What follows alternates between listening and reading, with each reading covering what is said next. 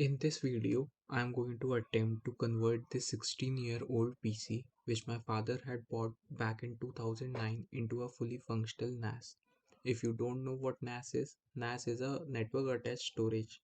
These days, NAS are getting pretty popular and they are great for managing your own server. You can do a lot of crazy things with it. This PC does not support USB keyboard on boot, so I have to use one with PS2 port and use VGA to connect monitors since this does not support HDMI.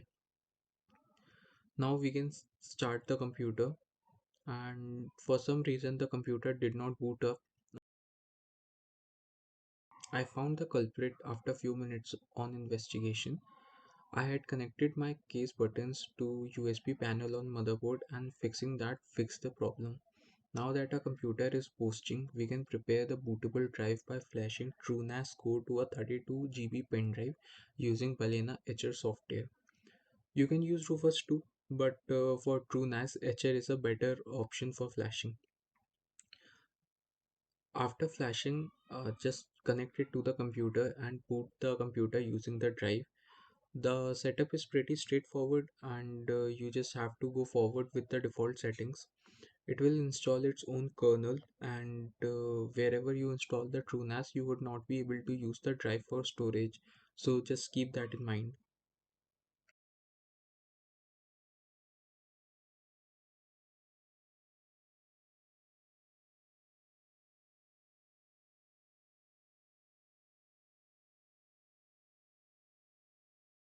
Once you see the screen like this, it means you are ready to disconnect everything like keyboard and monitor and hop onto a different device, in this case my laptop, and go to the IP address that was displayed on booting the TrueNAS.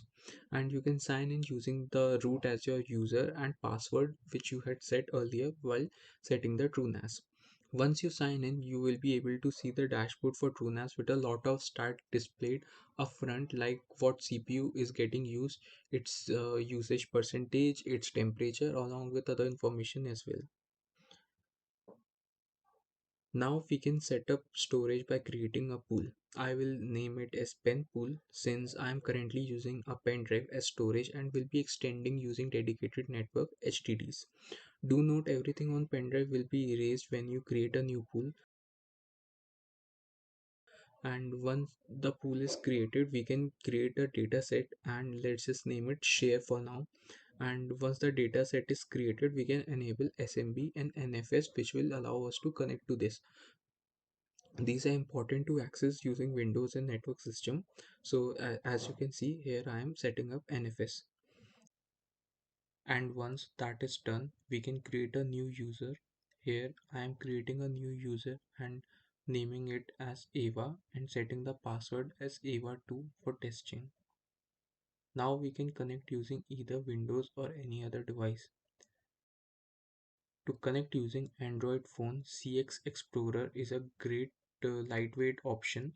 You can just open the app, give necessary permissions, and go to the network tab and put in the IP address, which is 192.168.1.147 in my case, username, which was Ava, and password, again Ava, and connect to it.